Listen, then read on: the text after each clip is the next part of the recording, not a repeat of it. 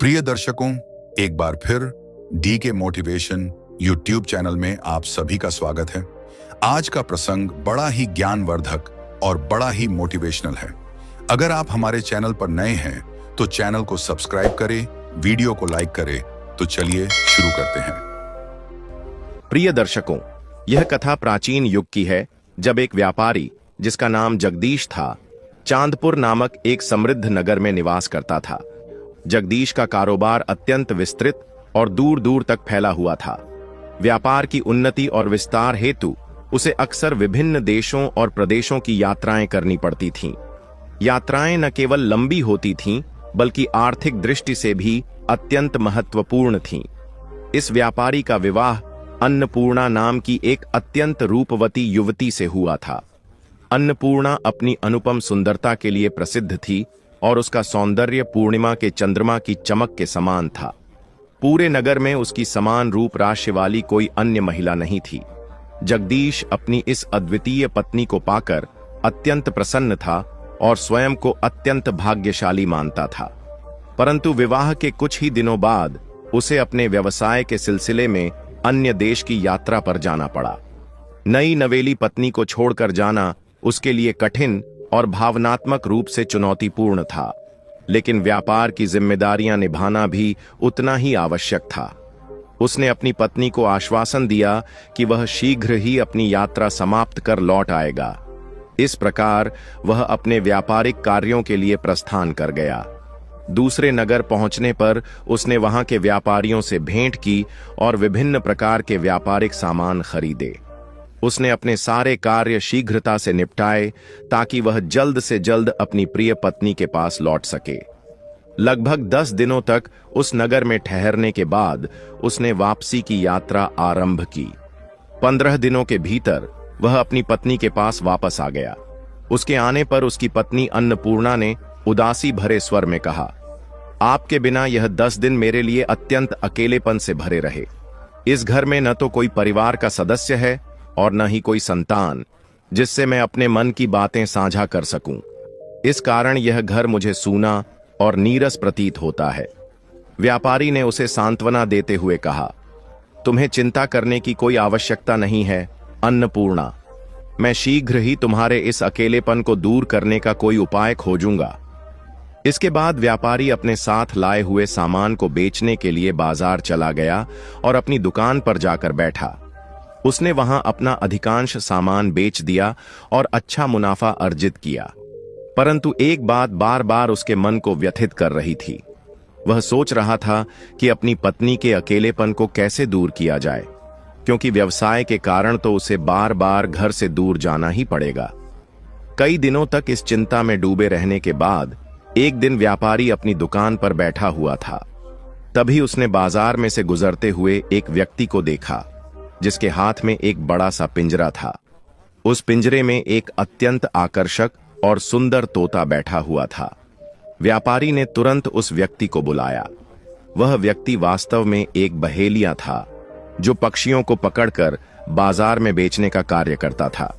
व्यापारी ने उससे कहा, भाई, यह तोता बहुत प्यारा और आकर्षक दिखता है, क्या तुम इसे बेचने के लिए तैयार हो? बहेलिये ने तुरंत उत्तर दिया, जी हां हुजूर, हमारा काम ही यही है। हम पक्षियों को पकड़ते हैं और उन्हें बेचते हैं। व्यापारी ने उत्सुकता से पूछा, तो फिर इस तोते की कीमत क्या है?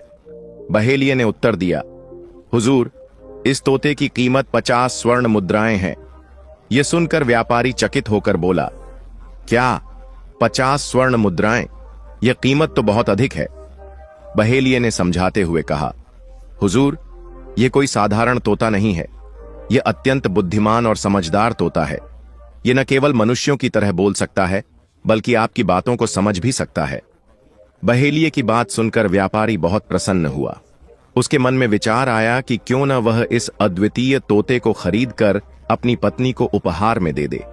जब वह व्यापारिक यात्राओं पर जाएगा तो उसकी पत्नी इस तोते से बातें करके अपना अकेलापन दूर कर सकेगी। इस विचार से व्यापारी उत्साहित हो गया। उसने बहेलिये से कहा, ठीक है, मैं 50 स्वर्ण मुद्राएं देकर इस अद्भुत और बोलने वाले तोते को खरीदने के लिए तैयार हूं। इस प्रकार व्यापारी ने 50 स्वर्ण मुद्राएं देकर उस तोते को खरीद लिया। तोते को सौंपते हुए बहेलिये ने कहा, सेठ जी, मैं आपको इस नायाब तोते के बारे में एक महत्वपूर्ण बात बताना चाहता हूं। यह तोता अत्यंत बहुमूल्य है, लेकिन इसे बहुत देखभाल और सावधानी की आवश्यकता होती है। इसे आप पिंजरे में अवश्य रखें, लेकिन दिन में कुछ समय के लिए इसे पिंजरे से बाहर भी छोड़ना जरूरी है। अगर इसे लंबे समय तक पिंजरे में बंद रखा गया तो यह बेचैन और व्यथित हो सकता है। व्यापारी ने बहेलिये की बात सुनकर चिंता प्रकट की और कहा, भाई, यदि मैं इस तोते को पिंजरे से बाहर निकालूं तो यह उड़कर कहीं दूर चला जाएगा और फिर कभी वापस नहीं आएगा। ऐसे में इसे बाहर निकालने का कोई लाभ नहीं दिखता। इस पर बहेलिये ने उसे आश्वासन देते हुए कहा, सेठ जी, आप इस बात की बिल्कुल चिंता न करें। यह तोता थोड़ी देर बाहर ताजी हवा का आनंद लेने के बाद स्वयं ही वापस पिंजरे में लौट आएगा। लेकिन यदि आप इसे बाहर नहीं निकालेंगे तो यह परेशान हो जाएगा और धीरे धीरे अस्वस्थ हो सकता है, यहां तक कि यह मर भी सकता है। व्यापारी ने बहेलिये की सलाह मानते हुए कहा, ठीक है भाई, मैं तुम्हारी इस बात का पूरा ध्यान रखूंगा और इसे समय समय पर बाहर निकालने का प्रयास करूंगा। शाम को जब व्यापारी अपनी दुकान का कार्य समाप्त कर घर पहुंचा तो उसने उस तोते को अपनी पत्नी अन्नपूर्णा के सामने प्रस्तुत किया। तोता दिखाते हुए उसने कहा, देखो अन्नपूर्णा, मैं तुम्हारे लिए एक विशेष उपहार लेकर आया हूं। अन्नपूर्णा ने आश्चर्य से पूछा, भला मैं इस तोते का क्या करूंगी? यह तो केवल एक पक्षी है। व्यापारी ने मुस्कुराते हुए समझाया, नहीं अन्नपूर्णा, यह कोई साधारण तोता नहीं है। यह एक अत्यंत बुद्धिमान और विशेष तोता है जो मनुष्यों की भांति बोल सकता है। जब मैं व्यापार के सिलसिले में लंबी यात्राओं पर जाऊंगा तब तुम इस तोते से बातें करके अपना मन बहला सकोगी। इससे तुम्हें अकेलेपन का अनुभव भी नहीं होगा। अन्नपूर्णा यह सुनकर प्रसन्न हो गई और बोली, यदि यह सच में ऐसा है तो यह तोता वास्तव में अद्भुत है। मुझे आपका यह तोहफा बेहद प्रिय लगा।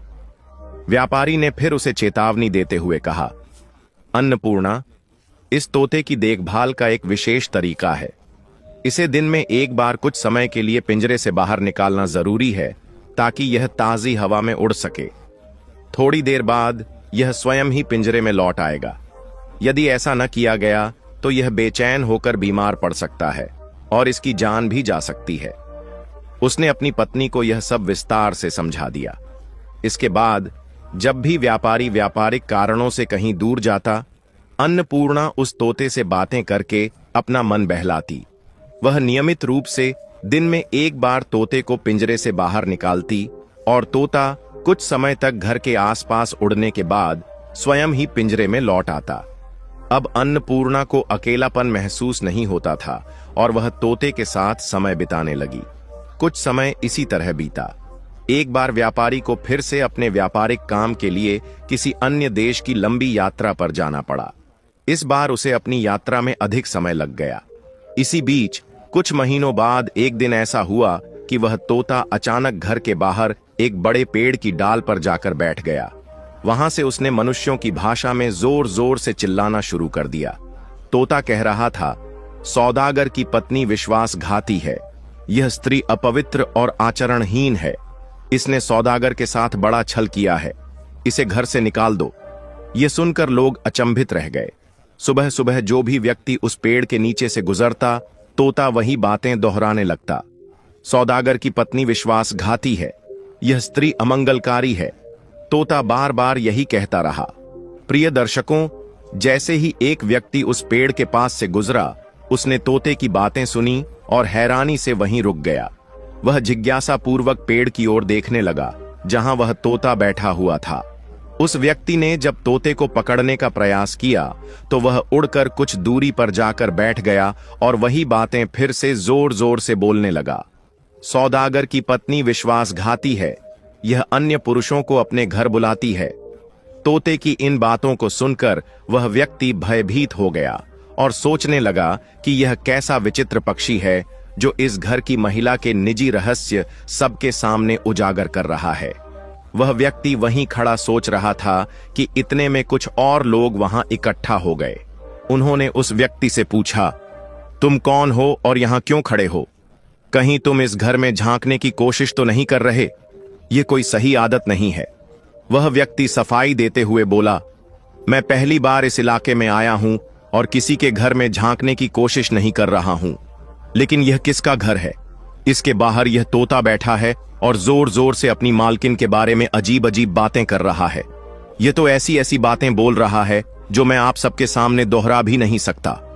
वहां खड़े लोगों में से एक ने कहा, यह घर व्यापारी जगदीश का है। वह हमारे नगर का एक बहुत ही ईमानदार और भला व्यक्ति है। आज तक उसने किसी के साथ कोई अन्यायपूर्ण व्यवहार नहीं किया। वह अपनी पत्नी अन्नपूर्णा के साथ यहीं रहता है। जैसे जैसे लोग वहां इकट्ठा हो रहे थे, तोते ने फिर से बोलना शुरू कर दिया, व्यापारी की पत्नी धोखेबाज है, ये कुल्लटा है और गैर मर्दों को अपने घर बुलाती है। ये बातें सुनकर वहां खड़े लोग भी दंग रह गए। वे कहने लगे, अरे ये तोता कितना मासूम दिखता है, लेकिन जो कुछ भी कह रहा है वह शायद सच ही है। यह वही दोहराता है जो देखता और सुनता है। निश्चित ही व्यापारी की पत्नी ने कुछ अनुचित कार्य किया होगा, तभी यह तोता बार बार ऐसी बातें कह रहा है। धीरे धीरे यह चर्चा पूरे मोहल्ले और बस्ती में फैल गई। हर कोई कहने लगा कि व्यापारी की पत्नी विश्वासघाती और चरित्रहीन है। इसका असर यह हुआ कि बस्ती के लोग अब उस घर से दूरी बनाने लगे। यहां तक कि पुरुषों ने अपनी पत्नियों को अन्नपूर्णा के घर जाने से मना कर दिया। दूसरी ओर व्यापारी की पत्नी इस स्थिति से अत्यधिक व्यथित हो गई।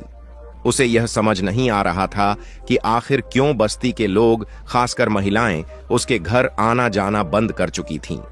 हर सुबह वही तोता व्यापारी के घर के बाहर वाले पेड़ पर बैठ जाता और जोर जोर से वही बातें दोहराता।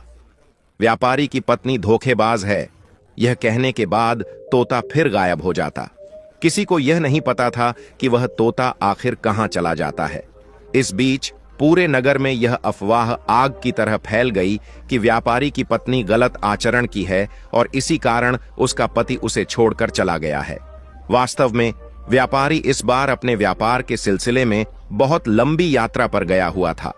उसे गए हुए 1 वर्ष हो चुका था और उसकी गैर मौजूदगी में ये सारी घटनाएं घटित हो रही थीं। इसी दौरान नगर में व्यापारियों का एक बड़ा काफिला आकर ठहरा। इस काफिले के साथ यह समाचार भी आया कि व्यापारी जगदीश आखिरकार अपने नगर लौट रहा है। वर्ष के बाद वह अपने घर वापस आ रहा था, लेकिन उसे इस बात की कोई खबर नहीं थी कि उसकी अनुपस्थिति में उसकी पत्नी और उसके घर की प्रतिष्ठा पर इतनी बड़ी चोट आ चुकी है। प्रिय दर्शकों, जब व्यापारी नगर में पहुंचा तो लोगों ने उसे तुरंत पहचान लिया और उससे मिलने के लिए उसके पास आने लगे। कई लोगों ने उसे ताना देते हुए कहा, कहां थे तुम इतने दिनों तक? तुम्हें अपने घर और अपनी जिम्मेदारियों का कुछ भी ध्यान है या नहीं? क्या तुम्हें पता है कि तुम्हारे पीछे क्या कुछ हो रहा है? कुछ ने तो यह भी कह दिया, अगर तुम्हें इतनी लंबी यात्रा पर जाना ही था तो अपनी पत्नी को साथ ले जाते, कम से कम वह अकेली तो नहीं रहती। व्यापारी इन तानों और बातों को सुनकर भीतर ही भीतर क्रोधित हो गया, लेकिन उसने खुद को शांत बनाए रखा और किसी को कुछ नहीं कहा। वह अपने परिवार के लिए ढेर सारा सामान खरीद कर लाया था। जब वह अपने घर में दाखिल हुआ तो उसने ऐसा कुछ देखा कि कुछ ही देर में घर से उसके चिल्लाने और गुस्से से भरी आवाजें आने लगीं। वह अपनी पत्नी पर बरसते हुए कह रहा था, मैंने तुम्हें हमेशा एक नेक दिल, समझदार और शालीन स्त्री समझा था, लेकिन तुमने मेरा सारा भरोसा तोड़ दिया। मैं तुम्हें इतना विश्वसनीय मानता था, लेकिन तुमने यह साबित कर दिया कि तुम विश्वास के योग्य नहीं हो। उसकी चीखें और क्रोध से भरे शब्द सुनकर पड़ोस के लोग भी वहां जमा हो गए। उसी समय घर के बाहर बैठा तोता जोर जोर से वही बातें चिल्लाने लगा, व्यापारी की पत्नी धोखेबाज है, यह कुल्लटा है। इन शब्दों ने माहौल को और अधिक तनावपूर्ण बना दिया। अब व्यापारी ने ठान लिया था कि इस मामले को गांव के सरपंच के सामने ले जाकर सुलझाया जाएगा। उस गांव का सरपंच एक अत्यंत बुद्धिमान, न्यायप्रिय और विवेकशील व्यक्ति था। जब भी गांव के लोगों को कोई समस्या होती, वे सरपंच के पास जाते और वह हमेशा अपनी सूझबूझ से हर समस्या का समाधान निकाल देता। गांव के लोग सरपंच का बहुत आदर करते थे और उनकी हर बात को मानते थे। व्यापारी उसी समय सरपंच के घर पहुंचा। उसकी परेशानी उसके चेहरे से स्पष्ट झलक रही थी। साथ में उसका तोता भी मौजूद था। वहां पहले से ही 2-3 लोग बैठे थे। जब उन्होंने तोते को देखा तो उसे पहचान लिया और कहने लगे, यह तो वही तोता है जिसने अपनी मालकिन के बारे में पूरे नगर में बातें फैलाईं और उसकी बदनामी कर दी। उनकी बातें सुनकर सरपंच गंभीर हो गए और बोले, आप लोग सोच समझकर बोलें।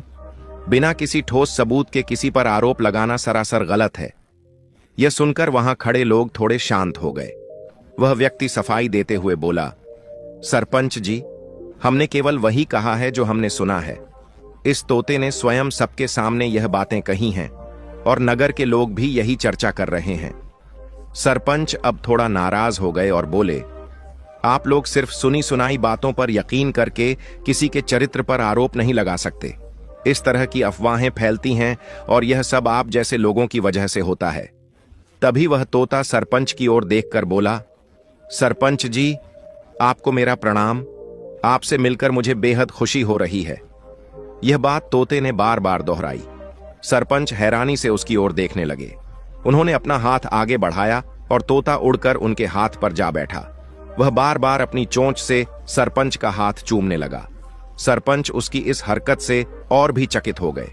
तोते की यह अनोखी हरकत देखकर वहां मौजूद सभी लोग आश्चर्य में पड़ गए। प्रिय दर्शकों, सरपंच यह सब देखकर मुस्कुराने लगे कि उनके सामने ऐसा तोता था जो इतनी स्पष्टता और सहजता से मनुष्यों की भाषा बोल सकता था। यह उनके लिए अत्यंत विलक्षण दृश्य था। सरपंच ने अपने जीवन में ऐसा अद्वितीय पक्षी पहले कभी नहीं देखा था। तोते की बातों और उसकी हरकतों से सरपंच इतने प्रभावित हुए कि कुछ देर के लिए असली मुद्दा भूल ही गए। तभी उनकी नजर व्यापारी पर पड़ी, जो चिंतित और उदास दिख रहा था। सरपंच ने उसकी ओर देखकर पूछा, सेठ जी, आप यहां किस उद्देश्य से आए हैं? और हां, यह तोता तो वास्तव में अद्भुत है। अगर मैं इसे आपसे खरीदना चाहूं तो आप इसके लिए कितनी कीमत मांगेंगे? सरपंच की बात सुनकर व्यापारी गंभीर स्वर में कहने लगा, सरपंच जी, यह तोता मेरे द्वारा पाला गया है। मैंने इसे एक बहेलिये से खरीदा था। इसका उद्देश्य सिर्फ इतना था कि जब भी मैं व्यापार के काम से बाहर जाऊं तो यह मेरी पत्नी के साथ बातें करके उसका अकेलापन दूर करे। लेकिन आज मैं आपके पास एक बहुत गंभीर समस्या लेकर आया हूं और मुझे पूर्ण विश्वास है कि आप इसका समाधान अवश्य करेंगे। सरपंच और वहां खड़े अन्य सभी लोग व्यापारी की ओर देखने लगे। उसकी हालत देखकर यह स्पष्ट था कि वह भीतर से बेहद व्यथित और टूट चुका था। सरपंच ने सहानुभूति भरे स्वर में कहा, सेठ जी, बताइए, ऐसा क्या हुआ है जो आपको यहां तक लाया है? अपनी समस्या विस्तार से बताइए। व्यापारी ने गहरी सांस लेते हुए कहना शुरू किया, सरपंच जी, मैं एक व्यापारी हूं और अक्सर व्यापार के सिलसिले में दूसरे नगरों और देशों की यात्रा करता हूं। मेरी अनुपस्थिति में मेरी पत्नी अकेली पड़ जाती थी, इसलिए मैंने उसका मन लगाने के लिए यह तोता खरीदा। यह वही तोता है जो आपके सामने बैठा बातें कर रहा है। लेकिन इस बार मेरी यात्रा कुछ अधिक लंबी हो गई। मुझे इस बार लौटने में 1 वर्ष का समय लग गया। थोड़ी देर रुककर व्यापारी ने आगे कहा, सरपंच जी, मैं एक साधारण व्यक्ति हूं। मेरी शक्ल सूरत भी साधारण है, लेकिन मेरी शादी जिस स्त्री से हुई वह अत्यंत सुंदर और आकर्षक है। मुझे याद है, जब मैंने पहली बार अपनी पत्नी को देखा था तो मैं चकित और घबराया हुआ था। मेरे मन में सवाल उठने लगे कि मुझ जैसे सामान्य व्यक्ति की शादी इतनी सुंदर स्त्री से कैसे हो गई। यह प्रश्न बार बार मेरे मन को विचलित करता रहा। मैंने अपनी यह चिंता अपने रिश्तेदारों से साझा की तो उन्होंने मुझे समझाया कि इसमें परेशान होने की कोई बात नहीं है, बल्कि मुझे खुश होना चाहिए कि मेरी शादी इतनी रूपवती स्त्री से हुई है। हालांकि जब भी मैं खुद को आईने में देखता, मुझे यही लगता कि मैं एक साधारण आदमी हूं, जबकि मेरी पत्नी किसी अप्सरा जैसी लगती है। मैं यह समझ नहीं पाया कि उसके परिवार ने उसकी शादी मेरे जैसे साधारण व्यक्ति से क्यों कर दी। व्यापारी की बातों से उसकी आत्मग्लानि और असुरक्षा साफ झलक रही थी।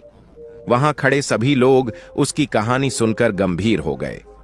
सरपंच उसकी बातों को ध्यान और सहानुभूति से सुन रहे थे। व्यापारी ने अपनी बात जारी रखते हुए कहा, मेरे रिश्तेदारों ने मुझे बहुत समझाने का प्रयास किया। उन्होंने मुझसे कहा कि अगर तुम्हें इतनी सुंदर और गुणवान पत्नी मिली है तो उसकी कद्र करो। तुम्हारी अपनी खूबियां भी कम नहीं हैं। तुम अच्छा कमाते हो, अपने परिवार की देखभाल करते हो और यही कारण है कि लड़की वालों ने तुम्हें चुना है। उन्होंने मुझसे कहा कि शक्ल सूरत से अधिक महत्वपूर्ण इंसान का स्वभाव और उसका चरित्र होता है। उनकी बातों से मुझे कुछ हद तक राहत मिली, लेकिन फिर भी मेरे दिल में कहीं ना कहीं एक अनजाना डर बना रहा। वह बार बार यही दोहराता रहा, मालिक, आपकी पत्नी विश्वासघाती है। वह पराये पुरुषों को इस घर में बुलाती है। उसकी आवाजें मेरे कानों में गूंजने लगीं और मेरे शक को और गहरा कर गईं। मेरी पत्नी, जो मेरे लौटने पर खुश होने के बजाय बेचैन और घबराई हुई दिख रही थी, मुझसे कहने लगी, आप अचानक आ जाएंगे। मुझे इसका जरा भी अंदाजा नहीं था। अगर आप मुझे पहले से पत्र लिख देते तो मैं आपके स्वागत की कुछ तैयारी कर लेती। लेकिन उसकी इन बातों ने मुझे और अधिक क्रोधित कर दिया। जब वह मेरे पास आने लगी तो मैंने गुस्से में उसे एक जोरदार थप्पड़ मार दिया। व्यापारी ने अपने क्रोध और पीड़ा को प्रकट करते हुए कहा। मैंने उससे पूछा, यह सब क्या है? इस कमरे में और कौन था? सच सच बताओ। मैं बौखलाया हुआ कमरे के हर कोने को खंगालने लगा। सामान को उठाकर इधर उधर फेंकने लगा, जैसे मैं अपना आपा खो बैठा हूं। मैं उस व्यक्ति को ढूंढ रहा था जिसकी आवाज मैंने सुनी थी। मेरे भीतर का शक अब यकीन में बदल चुका था कि मेरी गैर मौजूदगी में वह अपने प्रेमी को घर बुलाती रही है। यह कहते कहते व्यापारी का गला भर आया और उसने अपना सिर झुका लिया। यह सब सुनकर वहां खड़े सभी लोग हैरान और निशब्द रह गए। उनके चेहरों पर गहरी चिंता और अविश्वास की लकीरें साफ दिखाई दे रही थीं। व्यापारी का वफादार तोता कभी सरपंच को देखता तो कभी अपने मालिक को। सरपंच ने तोते की ओर देखते हुए गंभीर स्वर में पूछा, तुम्हारा मालिक जो कह रहा है, क्या वह सच है? तुमने कमरे में क्या देखा? सच सच बताओ। तोते ने इंसानों की भाषा में बोलते हुए कहा, सरपंच जी, मैं अपने मालिक का अत्यधिक वफादार हूं। मैं अपनी जान दे सकता हूं, लेकिन उनके साथ कभी धोखा नहीं कर सकता। मैंने वही देखा और सुना है जो अब तक बताया गया है। तोते की स्पष्ट और ठोस बातों ने सरपंच और वहां खड़े सभी लोगों को स्तब्ध कर दिया। सरपंच हैरानी से सोचने लगे, आखिर यह तोता इतनी साफ और स्पष्ट भाषा में कैसे बोल सकता है? उन्होंने कहा, तोते तो वही दोहराते हैं जो उन्हें सिखाया जाता है, लेकिन यह तोता तो नई नई बातें कह रहा है। यह कोई साधारण पक्षी नहीं है। वहां खड़े कुछ लोगों को संदेह होने लगा कि इस तोते पर किसी आत्मा या अज्ञात शक्ति का प्रभाव हो सकता है। इसी कारण वह इतनी अजीब बातें कर रहा है, क्योंकि कोई भी पक्षी इतनी सटीक भाषा में बात नहीं कर सकता। तोता अपनी बात बार बार दोहराने लगा और सरपंच को वही सब बताने लगा जो अब तक वह व्यापारी से कह चुका था। सरपंच उसकी बातों को ध्यानपूर्वक सुनते हुए गहरी सोच में डूब गए। अब मामला और भी उलझा हुआ लगने लगा। वहां खड़े लोग भी यह समझ नहीं पा रहे थे कि सत्य क्या है और झूठ क्या। प्रिय दर्शकों, सरपंच ने गहरी सांस ली और व्यापारी की ओर देखते हुए गंभीर स्वर में कहा, अगर तुम्हें इतनी लंबी यात्रा पर जाना ही था तो तुम अपनी पत्नी को अपने साथ क्यों नहीं ले गए? खैर, अब जो हो चुका है उसे बदला नहीं जा सकता, लेकिन इस पूरे मामले की गहराई से जांच की आवश्यकता है। हमें यह देखना होगा कि तुम्हारी पत्नी ने वास्तव में तुम्हारे साथ विश्वासघात किया है या यह सब तुम्हारी कल्पना और नासमझी है। चिंता मत करो, सच्चाई जल्द ही सामने आएगी। व्यापारी, जो पहले से ही बहुत परेशान और हताश था, सरपंच से विनम्र स्वर में बोला, सरपंच जी, मैं आपसे प्रार्थना करता हूं कि मेरी इस समस्या का समाधान करें। अगर आप इस उलझन को सुलझा देंगे तो मैं अपना यह तोता आपको भेंट में दे दूंगा। यह मेरा वादा है। सरपंच मुस्कुराए और शांत स्वर में बोले, अब यह तोता तुम्हारे घर पर नहीं रहेगा। तुम जाओ और अपनी पत्नी के साथ रहो, लेकिन याद रखना, उसके साथ अच्छा व्यवहार करना। सच्चाई बहुत जल्द तुम्हारे सामने आ जाएगी। व्यापारी सरपंच की बात सुनकर थोड़ा अचंभित हुआ, लेकिन उसने उनकी बात मानने का निश्चय किया। व्यापारी ने कहा, ठीक है सरपंच जी, मैं आपकी हर बात का पालन करूंगा। इतना सुनते ही तोता जो अब तक चुपचाप व्यापारी के कंधे पर बैठा था, अचानक उड़ने की कोशिश करने लगा। तभी सरपंच ने सतर्कता दिखाई और झपट कर तोते को पकड़ लिया। पास में रखा एक पिंजरा जो पहले से तैयार था, उसमें तोते को बंद कर दिया। पिंजरे में बंद होते ही तोता जोर जोर से चिल्लाने और फड़फड़ाने लगा। वह चिल्ला रहा था, मुझे मेरे मालिक के साथ जाने दो, मालिक मुझे यहां मत छोड़ो, मुझे अपने साथ ले चलो। लेकिन व्यापारी, जो अब सरपंच की बात मानकर जाने के लिए तैयार था, धीरे धीरे वहां से चला गया। सरपंच ने मन ही मन अपनी योजना स्पष्ट कर ली। उन्होंने सोचा, आज रात मैं खुद व्यापारी के घर जाऊंगा और अपनी आंखों से देखूंगा कि वहां वास्तव में क्या हो रहा है। यह तोता सच बोल रहा है या केवल आधा सच और आधा झूठ, यह जल्द ही पता चल जाएगा। लेकिन तभी सरपंच ने देखा कि तोता पिंजरे में जोर जोर से शोर मचाए जा रहा था। सरपंच ने अपनी पत्नी को पिंजरा सौंपते हुए कहा, यह तोता बहुत चतुर और शातिर है, इसे ध्यान से रखना, इसे संभाल कर रखना और ध्यान देना कि यह पिंजरे से बाहर न निकल सके।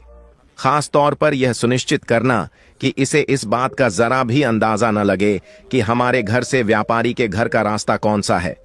मुझे शंका है कि यह उड़कर वहां भाग सकता है, सरपंच ने गंभीर स्वर में कहा।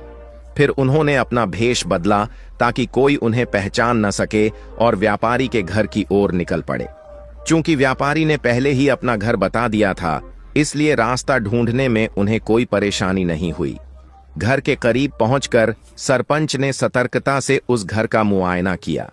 यह एक शानदार और भव्य भवन था, जिसकी बनावट और साज सज्जा यह स्पष्ट कर रही थी कि व्यापारी ने अपनी मेहनत की कमाई का बड़ा हिस्सा इस पर खर्च किया होगा। सरपंच ने घर के चारों ओर एक चक्कर लगाया और महसूस किया कि अंदर प्रवेश करने का सबसे सुरक्षित तरीका चुनना होगा। काफी सोच विचार के बाद उन्होंने यह तय किया कि घर की दीवार फांदकर भीतर जाना ही सबसे बेहतर होगा। अब अपनी योजना को अमल में लाने के लिए सरपंच पूरी तरह तैयार थे। प्रिय दर्शकों, हालांकि सरपंच यह भलीभांति जानते थे कि किसी के घर की दीवार फांदकर अंदर जाना और पति पत्नी के निजी वार्तालाप को सुनना नैतिक और कानूनी रूप से गलत है, लेकिन वे केवल व्यापारी और उसके तोते की बातों पर विश्वास करके कोई निर्णय नहीं लेना चाहते थे। इसी कारण उन्होंने ठान लिया कि वे खुद सच्चाई का पता लगाएंगे। दीवार फांदकर जब वे घर के भीतर दाखिल हुए तो चारों ओर गहरा सन्नाटा पसरा हुआ था। ऐसा लग रहा था मानो घर में कोई भी उपस्थित न हो। लेकिन तभी उन्हें कुछ हल्की हल्की आवाजें सुनाई दीं। ये आवाजें व्यापारी और उसकी पत्नी की थीं, जो आपस में गंभीर चर्चा कर रहे थे। सरपंच उन दोनों की बातचीत सुनने के लिए धीरे धीरे उस कमरे के पास पहुंचे। उस कमरे में एक खिड़की थी, जिससे अंदर की गतिविधियां स्पष्ट दिखाई दे रही थीं और बातचीत भी साफ साफ सुनाई दे रही थी। सरपंच ने वहां रुककर उनकी बातें ध्यान से सुनी और समझने की कोशिश की कि क्या सचमुच व्यापारी की पत्नी दोषी है या यह सब व्यापारी के दिमाग का भ्रम मात्र है। कुछ समय तक वहां खड़े रहने के बाद सरपंच को लगा कि ज्यादा देर तक रुकना ठीक नहीं होगा, क्योंकि किसी को यह संदेह हो सकता था कि घर में कोई तीसरा व्यक्ति मौजूद है। इसलिए वे उतनी ही सतर्कता से वापस दीवार फांदकर लौट आए। अगली सुबह सरपंच अपने आंगन में बैठे हुए थे जब व्यापारी वहां पहुंचा। व्यापारी ने सरपंच से कहा, सरपंच जी, जैसा आपने कहा था, मैंने अपनी पत्नी के साथ बहुत ही अच्छा व्यवहार किया। मैंने उसे यह यकीन दिलाया कि यह सब मेरी गलतफहमी थी और उसकी सारी कथित गलतियों को माफ कर दिया। सरपंच ने उसकी बात सुनकर हल्की सहमति में सिर हिलाया। उसी समय एक सफेद दाढ़ी वाला वृद्ध, जिसकी उम्र करीब 90 वर्ष थी, वहां आ गया। व्यापारी ने उसकी ओर देखा और सरपंच से पूछा, सरपंच जी, यह सज्जन कौन है? सरपंच ने मुस्कुराते हुए उत्तर दिया, यह पक्षियों के विषय में गहन ज्ञान रखने वाले एक बड़े विद्वान हैं। वे पक्षियों की भाषा को समझने में माहिर हैं और उनके स्वभाव के हर पहलू को जानते हैं। यहां तक कि पक्षी के मन में क्या चल रहा है यह भी समझने में सक्षम है। मैंने इन्हें इसलिए बुलाया है ताकि इस मामले की सच्चाई सामने आ सके। व्यापारी ने थोड़ी उलझन में पूछा, लेकिन इससे यह कैसे पता चलेगा कि मेरी पत्नी का प्रेमी कौन है और क्या वह सचमुच मुझे धोखा दे रही है?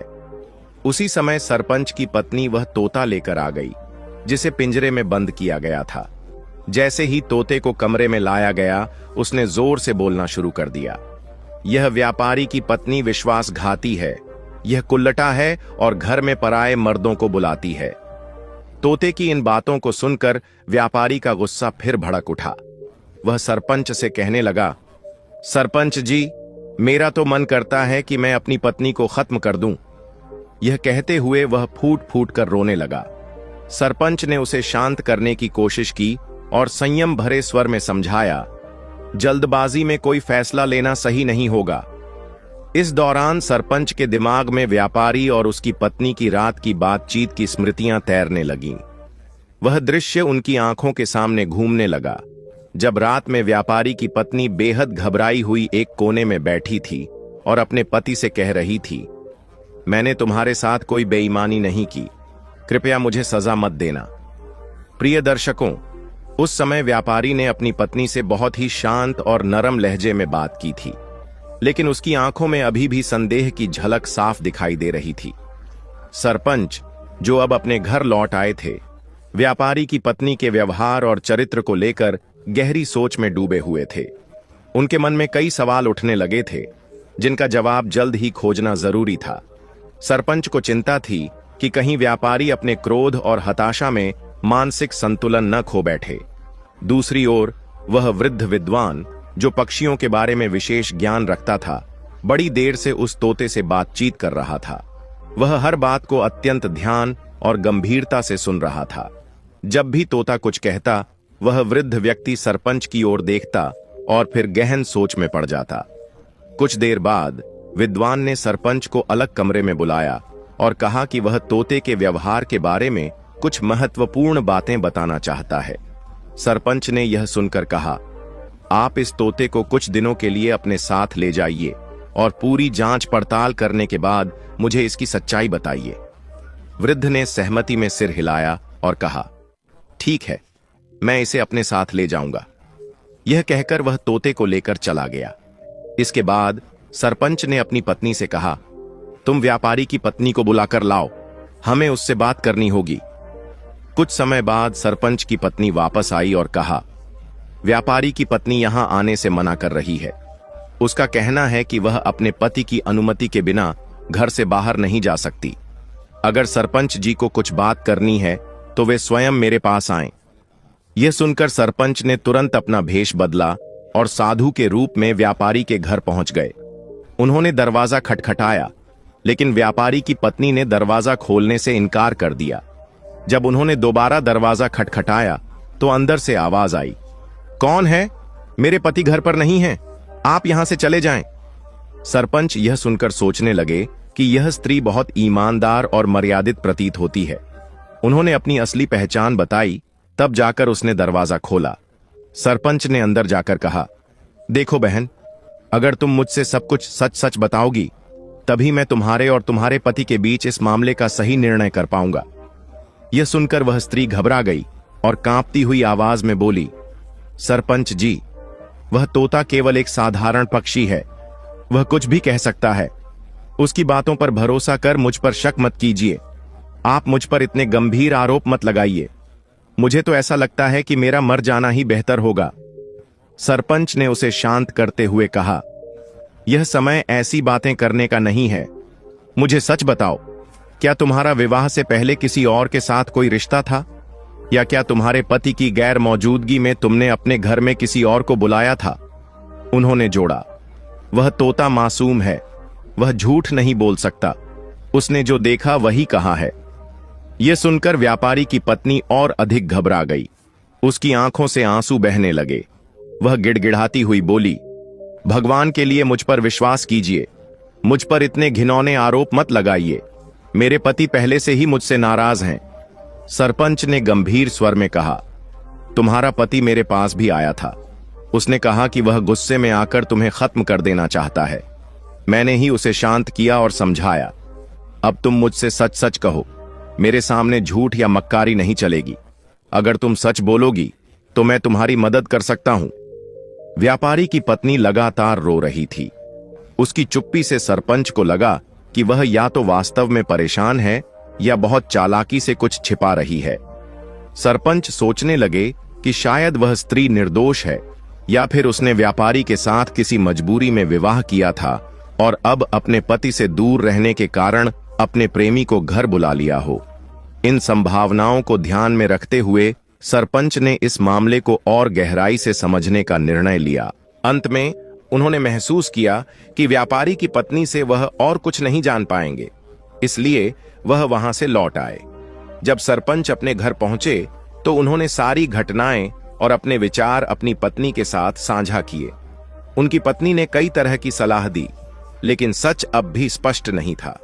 यह अनसुलझा रहस्य सभी को बेचैन कर रहा था। इस दौरान व्यापारी हर रोज सरपंच के घर के चक्कर लगाने लगा। वह कहता, सरपंच जी, कृपया मेरी मदद करें, मेरी जान इस औरत से बचाइए।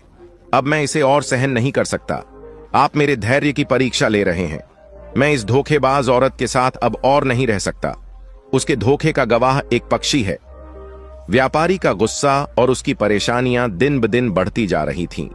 एक सप्ताह बाद सरपंच ने उस वृद्ध विद्वान को बुलाया जो पक्षियों के बारे में गहरी जानकारी रखता था। जब वह विद्वान तोते को लेकर सरपंच के पास पहुंचा तो सरपंच ने व्यापारी और उसकी पत्नी को भी बुला लिया। इस बार तोते के पिंजरे पर एक कपड़ा ढंका हुआ था ताकि कोई बाहर का व्यक्ति उसे देख न सके। इस पूरे मामले को देखने के लिए कई लोग वहां जमा हो गए थे। जैसे ही उस कपड़े को हटाया गया, तोता तुरंत व्यापारी की पत्नी को देखकर बोल पड़ा, यह मेरी पत्नी है और हमारी शादी हो चुकी है।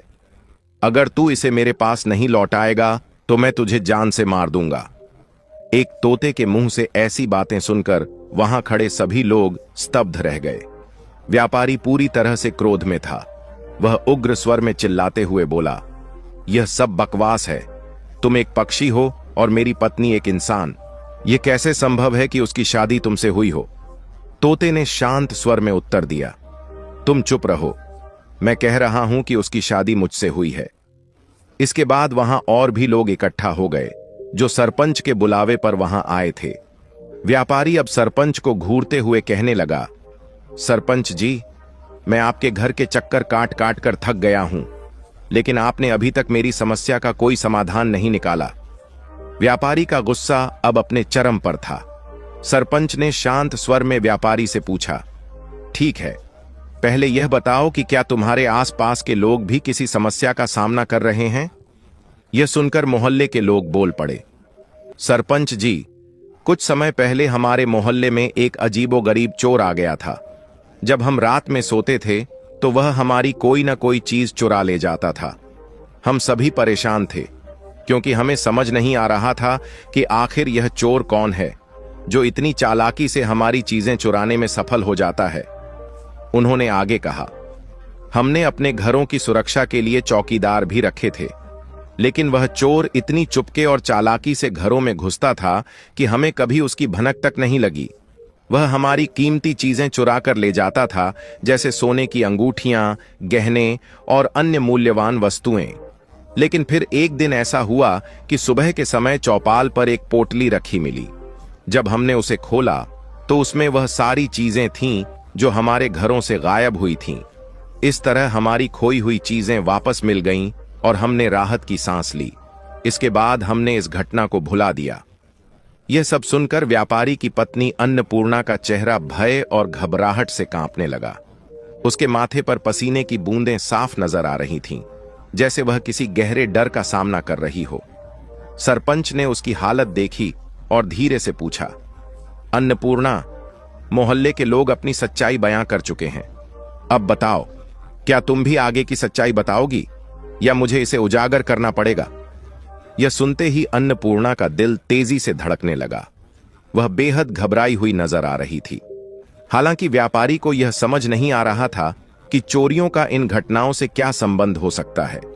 वह उलझन में था और सोचने लगा कि कहीं उसकी पत्नी धोखेबाज होने के साथ साथ एक चालाक चोर तो नहीं है। सरपंच ने व्यापारी को चुप रहने का इशारा किया और कहा, अन्नपूर्णा को अपनी बात कहने दो, वह खुद सच्चाई बताएगी। अन्नपूर्णा रोने लगी और तोते की ओर इशारा करते हुए कहने लगी, जब मेरे पति काम के सिलसिले में शहर से बाहर गए थे तो यह तोता मेरे पास छोड़ गए थे। उस समय मैं बेहद अकेली और डरी हुई थी। सोच रही थी कि इतने लंबे समय तक अकेले कैसे रहूंगी। धीरे धीरे इस तोते से मेरी बातचीत शुरू हुई और इसके साथ मुझे कुछ राहत महसूस होने लगी। उसने कहा, फिर मुझे महसूस हुआ कि यह तोता मेरा साथी बन गया है। मेरे पति ने मुझे समझाया था कि इसे दिन में एक बार पिंजरे से बाहर निकालना चाहिए ताकि यह ताजी हवा में सांस ले सके। इसलिए मैं इसे हर दिन पिंजरे से बाहर निकाल देती थी। शुरू में तो यह थोड़ी देर में वापस आ जाता था, लेकिन बाद में यह पूरे दिन गायब रहने लगा और केवल शाम को लौटता था। मुझे यह समझ नहीं आता था कि यह कहां जाता था और क्या करता था। एक दिन मैंने इसे बगीचे में मिट्टी खोदते हुए देखा। मुझे कुछ शक हुआ। इसके जाने के बाद मैंने वह जगह खोदी तो वहां मुझे सोने की अंगूठियां, गहने और अन्य मूल्यवान वस्तुएं मिली। मैं तोते की इन हरकतों को देखकर डर गई और समझ नहीं पाई कि मुझे क्या करना चाहिए। मैंने सोचा कि मुझे इसकी हरकतों पर नजर रखनी चाहिए। इसके बाद मैंने देखा कि यह अक्सर अपने साथ कुछ न कुछ कीमती वस्तुएं लेकर आता था। कभी अंगूठी, कभी हार और कभी पायल। ये सारी चीजें कहीं न कहीं घर में छिपा देता था। मुझे कुछ भी समझ में नहीं आता था। एक दिन जब यह पिंजरे में वापस आया तो मैंने इसे सजा देने का निश्चय किया और इसे पिंजरे से बाहर नहीं निकाला। मैंने इसे डांटा और खाने के लिए भी कुछ नहीं दिया, लेकिन शायद पिंजरा ठीक से बंद नहीं हुआ था। यह चुपके से बाहर निकल आया और घर के बाहर लगे एक पेड़ पर बैठकर मुझ पर अजीब अजीब बातें कहने लगा। मैं और भी घबरा गई। फिर मैंने इसकी छुपाई हुई सारी चीजें एक पोटली में बांध दी और उन्हें गांव की चौपाल पर रख दिया ताकि जिसके भी वे सामान हों वे उन्हें ले जा सकें। जब मैं घर लौटी तो देखा कि यह तोता पूरी तरह बेकाबू हो चुका था। अन्नपूर्णा की बात सुनकर वहां खड़े लोग एक दूसरे की ओर देखने लगे। व्यापारी अब भी यह समझने की कोशिश कर रहा था कि सच्चाई क्या है।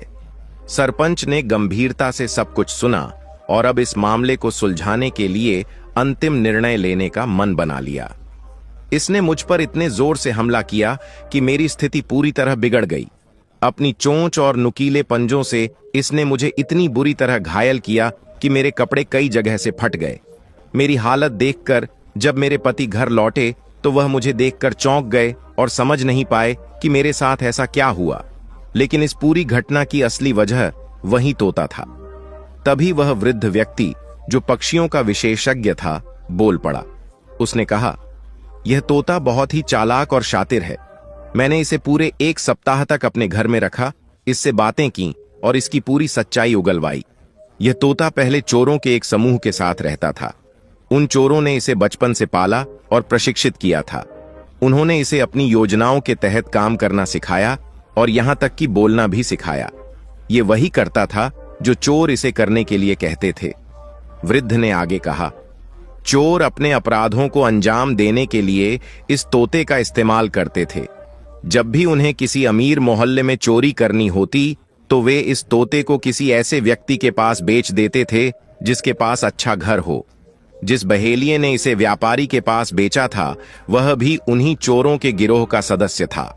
उसने व्यापारी को यह सलाह दी थी कि तोते को दिन में एक बार पिंजरे से बाहर निकालना चाहिए ताकि यह ताजी हवा में सांस ले सके और स्वस्थ रहे। लेकिन असल में जब यह तोता पिंजरे से बाहर निकलता था तो मोहल्ले में घूमकर यह जानकारी जुटाता था कि किसके पास कौन सी कीमती चीजें हैं और कौन सबसे धनी व्यक्ति है। फिर वह यह सारी जानकारी अपने चोर साथियों को दे आता था। शाम होते ही तोता अपनी जासूसी पूरी करके वापस पिंजरे में लौट आता था। जैसे ही रात होती, चोर जो पहले से ही तोते की दी हुई जानकारी का इंतजार कर रहे होते, आसानी से घरों में घुसकर चोरी करने लगते। जिन सामानों को वे अपने साथ नहीं ले जा सकते थे वे उस तोते को सौंप देते थे। यह तोता उन चुराई हुई चीजों को व्यापारी के बगीचे में छुपा देता था ताकि किसी को इस बात का पता न चले। व्यापारी की पत्नी अन्नपूर्णा यह सब देख चुकी थी और समझ गई थी कि यह तोता कैसे अपने साथियों के साथ मिलकर चोरी में शामिल था।